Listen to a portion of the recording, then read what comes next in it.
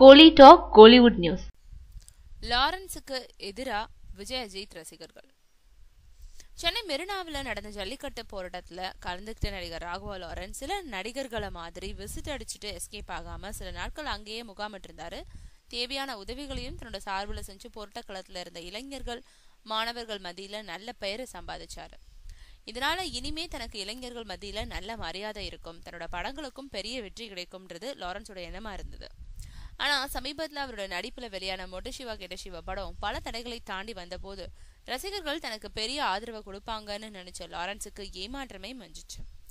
காரணம், நல்ல ஒரு ஓப்பனிங் இருந்த போதும் அவர் போட்டிருந்த மக்கள் சூப்பர் ஸ்டார்ன்ற பட்டம் விஜய் அஜித் ரசிகர்களை டென்ஷன் செஞ்சிடுச்சு. இதனால சமூக வலைதளங்கள்ல படம் பத்தி தவறான கமெண்ட்ஸ்களை பரப்பி விட்டாங்க.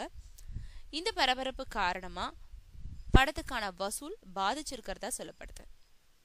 ஆனா திரையிட்ட நாள்ல இருந்து அனைத்து ஏரியாக்கள்லயும் மொட்டு சிவா கெட்ட சிவா அரங்கம் நிறைந்த காட்சிகளா ஓடி இது வரைக்கும் 10 கோடி ரூபாய் வரைக்கும் வசூலிச்சிருக்கிறதா அந்த படக்குழுவினர் சொல்லிட்டு வராங்க.